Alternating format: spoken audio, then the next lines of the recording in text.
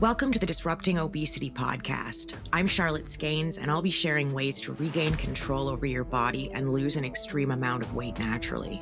Being fat is about so much more than just the food. It's about your relationship with food. That means that dealing with your weight is about more than just the food, too. You have to change that relationship. You have to start disrupting obesity.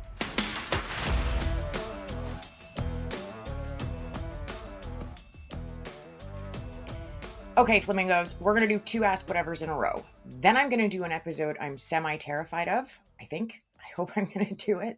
The more work I do with it, the scarier it's getting for me. So we're going to have to wait and see. And then I'm going to do 2 more Ask Whatevers in a row just to keep working on getting caught up because the backlog is very real right now. And so are your questions, and they're awesome, which is why I want to answer as many of them as I can. So let's go. And don't forget to send your questions in. I promise I won't embarrass you or identify you. So you can ask whatever you want. Yeah. All right. What did you do about changing clothing sizes when you were losing 200 pounds? That's a great question because I went through a lot of them. Losing my weight gradually helped a lot, and so did drawstring pants and layers. But mostly I bought secondhand clothes and shopped clearance racks. That was pretty much the only way I could make it work. I still love secondhand stores and clearance racks. I didn't want to keep my fat clothes around because I didn't want to slide, right? I wanted to have to really face it if I started to gain weight. If it was just as simple as opening a drawer or a box in the closet and I'd have pants that fit comfortably when I was trying to get ready and nothing fit, I wouldn't really have to face it, right? But if I got rid of my stuff, then I would either have to go get more pants. And at this stage in my life, I had a pathological hatred of shopping with a grocery list of reasons why. So I could either go get pants that fit, or I could get my ass back on track and keep losing the damn weight. I intentionally kept one pair of pants. They were these crushed red velvet monstrosities. I put them in the bottom of a box with just a bunch of other stuff I was hanging on to, like newspapers and yearbooks and stuff like that. And I put the box away. I found a couple of pairs since that I'd forgotten were at my parents', but I made a choice to hang on to the red pair because I wanted a reminder for later, right? A reminder to not go back. Funny story. I forgot those pants were in that box completely, and I found them more than 10 years later when we unpacked in our first house, and I'd gained back about 115 pounds. So they were still miles too big, but there they were under the newspapers that I'd kept from like 9/11 and stuff. But I had good intentions, right? You want to have enough stuff to remind you of where you were. They're also great to have as markers for non-scale victories, but you don't want to have so many that you can just pop back into them if you start putting the weight back on. That's definitely what you're trying to avoid. Do you take supplements? No, I don't. I'm not allowed. And I do realize that I answer this question a lot, but I get this question a lot. And questions about the weight loss gummies and the teas, but they seem to be kind of trending down right now, and the shakes and the powders all the time. And I understand why, and I'm glad you keep asking because the market is just completely saturated with weight loss products right now, making absolutely insane claims. So I don't take supplements because I have to be very careful with my organs. Well, we all do, right? But mine are damaged and missing pieces. One is completely gone, and there's a fair bit going on. So I need to be pretty careful. It's the additives in the supplements. They're not regulated here. And I've got 4 different specialists who've all completely banned me from taking them, except for omegas. I can take those, but that's just rebranded fish oil. And we're talking about weight loss. There aren't any supplements that make you lose weight. Being in a calorie deficit makes you lose weight. And I know you might be thinking, yeah, but what about this one? I saw some super compelling pictures. There was lots of sciencey sounding information.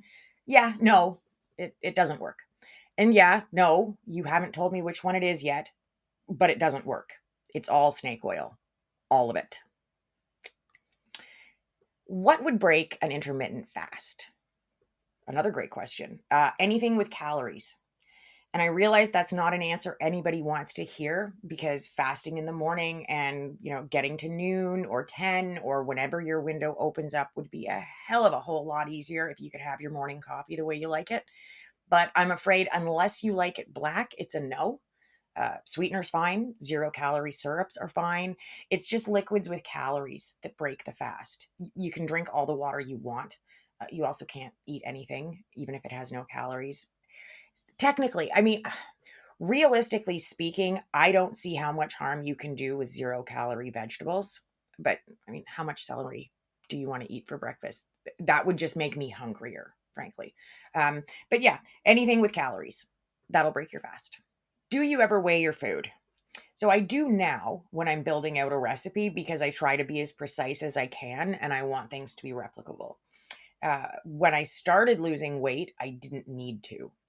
Between my intermittent fasting schedule and the way I was eating whatever I wanted, just less of it, I was keeping myself in a consistent calorie deficit. I also immediately cut 1,700 calories a day from my diet. It was the first thing that I did. I switched from regular pop to diet pop. It was one of the hardest things I did to lose my weight. And so that's a pretty significant thing right there, too, right? Um, I was doing some math around my whole pop thing for a couple of episodes ago, and I realized that I was drinking just about 12,000 calories a week in cola, which is 3.4 pounds a week. So there's that. Um, but I want to keep those numbers in perspective, right? I had 24,500 calories a week to play with just based on my TDEE. So with a drop like that in pop, I could keep eating whatever I wanted, just less of it, and lose weight without having to weigh my food. The second time I lost weight was different. I didn't have the liquid calories to cut because I never went back to drinking that much pop a day. So I had to find another way to cut them out. It, it wasn't that I was consistently weighing or measuring my food when I lost the weight the second time, but I measured things out until I was confident I knew what a serving size looked like. So I can eyeball a tablespoon of mayonnaise or butter. I know what a cup, of my favorite cereal looks like in my bowls, and what my favorite mug holds 2 cups of hot chocolate. So those are things that I learned because I didn't want to have to weigh it out all the time. So I made the point of learning how to eyeball it. And I had a lot of weight to lose both times. So if I made a mistake and I was off with, a few calories here or there, it balanced itself out overall. How often did you intermittent fast? So I consistently intermittent fasted the whole time I lost my weight and maintained both times. I definitely had days where I didn't stick to the fast because of a family event or because I just didn't feel like it. Every so often, Sean and I would go for breakfast or brunch, and I wouldn't not eat. Um, but I always knew that once I woke my hunger up by eating, I was going to be hungry for the rest of the day from there on out. So this actually just hit me as I was working on this one. It's kind of like a reverse proof, right? So just if you're a Gladys, plug your ears for the next bit. So this was so much a thing for me that if we were going out to eat for dinner, especially if we were going to a buffet, and I'm just completely crazy about buffets even now, I'll go pretty much any chance I can get. And I really hate that COVID just took so many of them out of business, right? But anyway, if we were going out to a big dinner, I would eat breakfast or lunch for sure because I knew I'd be able to eat more than if I didn't. And if I just went straight to dinner and didn't have lunch, I wouldn't be able to eat as much as if I'd had breakfast or lunch beforehand. And I know that sounds backwards, but it's the truth. I mean, it's not like I got to 300 pounds because of my stellar and dainty eating habits, right? But no, intermittent fasting was an all the time thing for me, but not in the sense that I was militant about it. I gave myself leeway with things like those every so often breakfast out, or eating whenever I felt like it when we went away on vacation, which was less than once a year. I didn't make myself miserable for it because I knew I had to keep going. I can't keep going when I'm miserable, not for long. Like, I just can't. The gaming council here used to have a slogan. Maybe they still do. I don't know. But the slogan was, know your limit, play within it. I know my limit. There is a hard line for me when it comes to misery and weight loss. I can only suffer so much. And I wanted to keep going. 200 pounds is a lot. So if that meant that every so often I went out and had a nice, yummy, big breakfast, but slightly smaller than I would have had before, and then I ended up having lunch and dinner, and then at least some of my usual after dinner eating, and likely I blew my day's calories by at least a little bit. I let myself have it, but I got right back down to business the next day. My limit was also that intermittent fasting was working for me the way I was doing it. And I wanted that weight off so badly that I pushed myself to stick with it. And I'd made it as easy on myself as I could, right? Like I was eating whatever I wanted. If I wanted a burger, I had a burger. So long as I was in a deficit, I didn't have to eat a whole bunch of food that I hated. And because I was going to eat at night anyway, like I tried, no eating after 7 thing. I tried that and I tried, eat a whole bunch of little meals. It didn't work. The harder I tried to not eat at night, the more night eating I ended up doing and the bigger I got. I didn't have a grip on my emotional eating. I didn't understand what was going on. I just knew that no matter what I did during the day, no matter how well I behaved myself, it all fell apart at night. So I rolled with it. If doing amazing all day wasn't working, why not try eating when I wanted to the most? Eating at night and then try to behave myself during the day. Well, it turns out once I figured out my window, that worked. It worked super well. 201 pounds in just under 2.5 years. Well, did you have to deal with loose skin? Yep, I still do. I'm really hoping to get some of it removed, but not my legs. The recovery from that surgery absolutely terrifies me. But yeah, I have loose skin. I hide it as best as I can with compression garments and sleeves. My breasts went from bigger than my head, and I never had a bra that actually fit, to I can literally wear the training bra that I found from when I was like 11 or 12. Seriously, I found it with a bunch of my stuff when my mom downsized. So I can wear it. Most of what's in it is skin, but it fits fine. Um, I'm really lucky overall with my skin, though. I lost my weight slowly. I stayed moisturized and hydrated, and I've got great genes when it comes to skin. And that's the single biggest piece of the puzzle, according to the plastic surgeons that I've seen about having it dealt with. Um, because genetics is the biggest component, everybody's really just rolling the dice when it comes to loose skin. But there are a few things that you can control, and you might as well do them because none of them can hurt anything either, right? Losing your weight slowly is the next biggest factor. Your body has more of a chance to adjust. I moisturize like crazy daily, whole body, especially things like my arms, my abdomen, thighs. I drank a lot of water, just moisturize it from the inside out.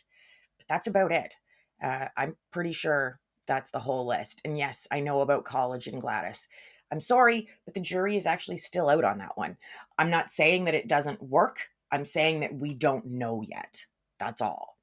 And I covered supplements a little bit ago, and it's the same deal here. I'm only going to talk about things that we're sure of, that we've got some pretty clear science on.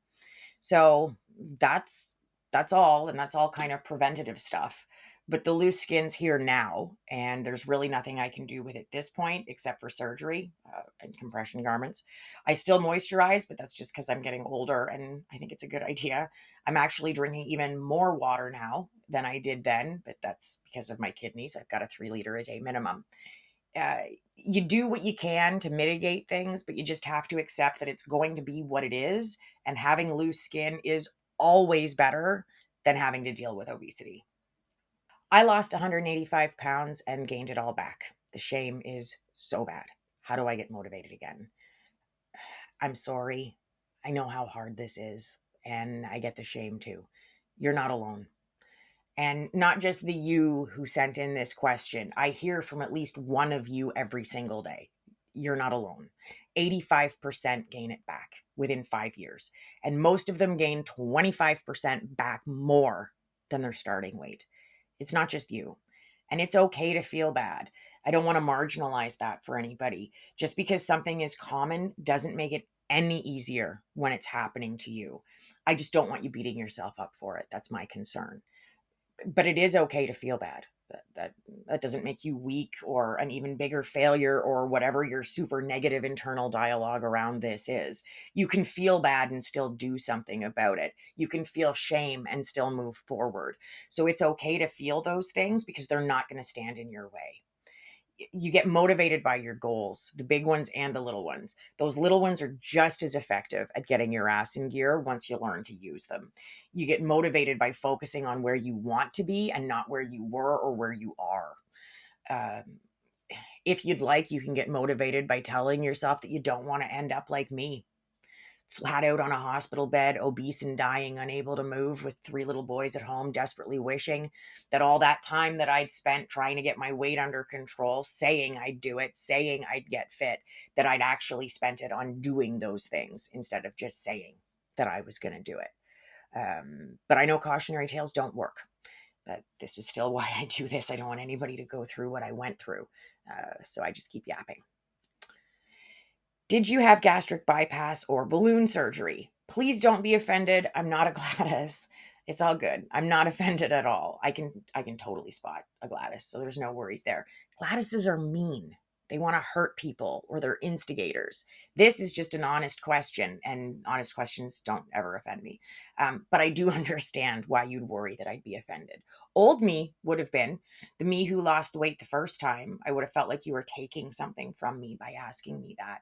But I really didn't understand what losing weight after the surgeries really looks like. I just didn't understand. Um, I think losing your weight naturally, and I'm using the air quotes very deliberately here because I know that term is considered offensive to some in the bariatric community.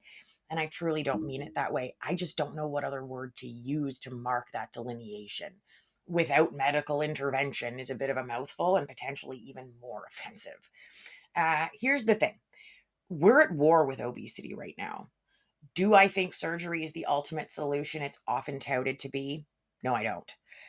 But we're in an all hands on deck type situation here. My issue with the surgery is about the way it doesn't address the bigger picture. It's like everything else out there, in that it's just about calorie restriction. There's no deeper work, there's nothing to repair the overall relationship with food, which is why the recidivism rate is what it is. Whether you're doing keto or have one of the surgeries, go fruitarian, you're losing weight because you're in a calorie deficit. That's how weight loss works. When you have surgery, you aren't able to take in the calories. So the weight comes off. But it's hard and it's work. I have all the respect in the world for the bariatric community, and I would really like to see the division between the two groups end. There is no easy way to lose weight, period. It's all hard. I think it's harder though when you do all that work to get food under control, to get the calories under control, to get your ass into that deficit, only to join the 85% who regain their weight in the first 5 years because you can control the food all day. But until you do something about your underlying relationship with food, the choices you make, the reasons why you make them, it's not about the food. And solutions that only address the food part aren't solutions when it comes to obesity. How did you curb cravings? A lot of the time, I didn't. It's my whole eat whatever you want, just less of it thing. But I fixate on food, right? It can get really hard to distract myself from whatever food idea has caught my attention, from that food noise. So I learned pretty quickly when I was losing 200 pounds to let myself have a little so I didn't end up having a lot. Distracting myself with a healthier choice usually didn't work. Maybe I wasn't creative enough. Like nobody was coating their grapes in jello and freezing them when I was losing my weight. Or maybe they were, but there was no social media the first time I lost my weight, so I didn't have access to those types of hacks. So back then I would try that whole, well, if you want ice cream, just have some grapes because they're sweet too, and that'll totally do you. Except for the part where it doesn't. And hey, I mean, maybe the fancy jello grapes do work now as a substitute for ice cream. But really, I mean, ice cream is ice cream, right? And what would usually end up happening is that I'd have a whole bunch of grapes and then I'd have the ice cream. Grapes are fairly filling, but ice cream melts pretty quickly. So you can still get a lot in there, pretty much no matter how many grapes you eat. But let's go a little bit deeper than that because it's probably not about the ice cream and it's definitely not about the grapes. And I didn't have this part figured out the first time I lost weight, but I was really starting to the second time. I needed to ask myself why I wanted the ice cream or the plate of potatoes or the whatever in the first place. What was the emotion I was trying to feed? Because if you can figure out that part, you're halfway to maybe not needing to eat whatever it is that you're focusing on to deal with the craving. Like, sure, I just want potatoes because I can't stop thinking about them, but maybe there's something else going on. And it's important to know which emotion I'm feeding to make sure that I give it what it wants so that I eat the thing that's actually going to leave me feeling satisfied and do the job I need it to do, because I eat different things when I'm sad and when I'm bored. If I'm fixating on chips, having something sweet and chewy probably isn't going to help me out very much, but having something salty and crunchy just might, right? Awareness. Have you struggled with binge eating? What helps you overcome it? I sure did. I guess maybe I still do. I haven't gone on a notable binge since COVID. The first Sunday into lockdown, I ate more than 3 times my daily calories, which was the first time I'd done that in a long time. But I used to have some very serious binges. It was way worse gaining the weight the first time. I could take in 2 or 3 times my daily calories easily in a sitting. And I was practically chugging pop constantly, not the diet stuff either. I had a very serious overeating problem, right? Getting a Big Mac meal and a side of nuggets and a couple cheeseburgers, like it was just massive amounts of food. And that wasn't per day. What I just described there, that was one meal. And I'd most likely already eaten twice that day. So, yeah. Um, Time was probably the biggest help. Because I lost my weight slowly, I got used to my calorie drops, right? It wasn't a big deal to drop a handful of calories every 10 pounds or so. As my capacity to eat decreased, my binges got smaller too, like that first binge there I was just telling you about, the COVID binge. 3 times my daily calories at that time was the same as now, and it was about 5,100. When I was still heavy, it was 10,500. It wouldn't be as easy for me to eat that much now in one sitting. It's relative, right? That helps you overcome it too.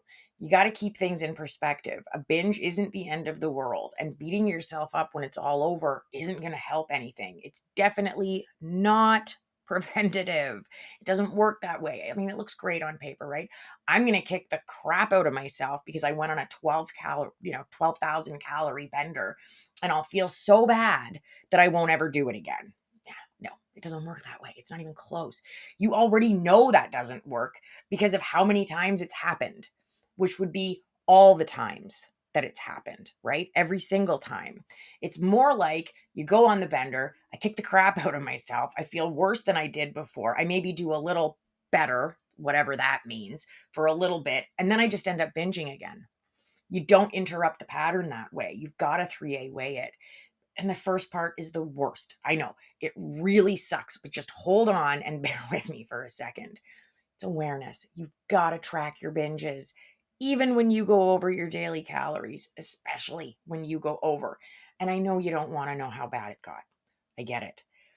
But if you don't know how bad things got this time, how are you going to do better next time? Because even if you can do a little better, it's a win. It's progress. Seeing that you can do it is the boost you need to keep going. So, say you went on a 16,000 calorie binge last time.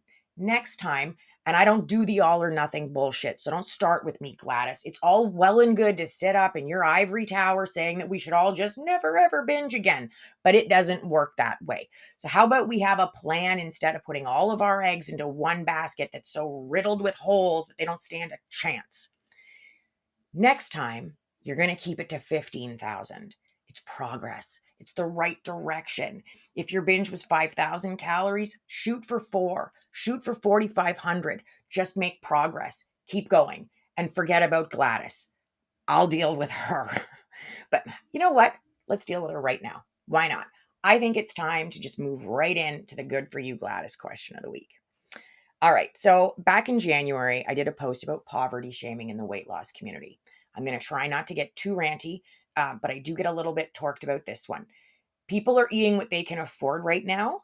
And I think we should all just respect that. We need to meet people where they are and try to find some solutions that will work. All right. So, what I said with this post was that calories can't tell the difference between a high end brand and a generic one. The apple that costs $4 has the exact same number of calories as the one that costs 50 cents. A free range organic egg has 72 calories, just the same as any other egg.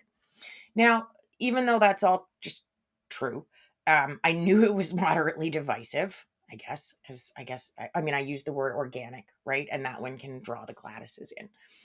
I wasn't prepared though. And I've got another comment from a different Gladys on the same post. I actually have two of them that I'll share with you in a few weeks. But this week's, in a staggering display of oversharing, goes: store-bought eggs make me throw back up. Farm eggs I can eat freely.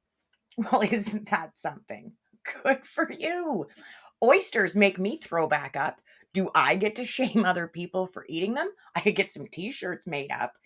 I mean, seriously though, like, it's great that you can do that, that you live near enough to a farm to be able to go get them. And I'm not sure where this Gladys is from.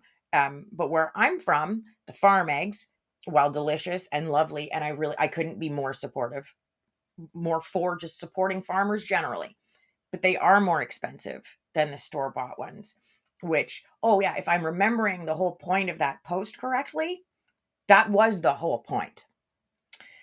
All right, so let's do a couple of quick ones before we wrap things up today. Do you mind if I ask what you weigh now?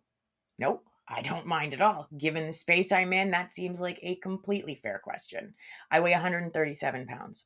I'm right at the top of my BMI. I could probably stand to lose a couple pounds, but none of my doctors are worried about it, and I'm just staying very focused on getting stronger. Which sweetener do you recommend? Whichever one you like best. The only time I get fussy about sweeteners is when I'm doing a recipe that calls for powdered sweetener, like my pavlova, or I've got these cookie puff things that I make, and you got to roll them in granulated sugar before you bake them. With both of those, the recipe won't work with a different kind of sweetener, but that would be the case if you were using regular sugars too. I have 3 different kinds of sweetener in my house right now. I buy the granulated and the powdered in bulk because I use them for baking. And then I've got some of those packets that are handy to have around if it's, for a cup of tea, or I want to chuck a couple in my purse for whatever reason. But sweeteners do have different tastes. So you need to experiment with them and figure out which ones you like best. I found that it depends too on what you're using them for. It seems to make less of a difference, for me at any rate, when I use them in baking, for example, than it does in a cup of tea. I'm a little more picky there. I think there's a huge difference there, actually. But it might not be the same for you. If you want to check out my pavlova recipe, it's in my digital cookbook with 52 others, and you can get your copy on my website, disruptingobesity.com. While you're over there, you can check out my weight loss workbook. And if you'd like a copy of my free guide to getting started for the last time, we've linked it in the notes. So next week, one of 2 things is going to happen. I've been working on that episode that I mentioned at the beginning that I'm not sure if I can finish writing it, let alone record it.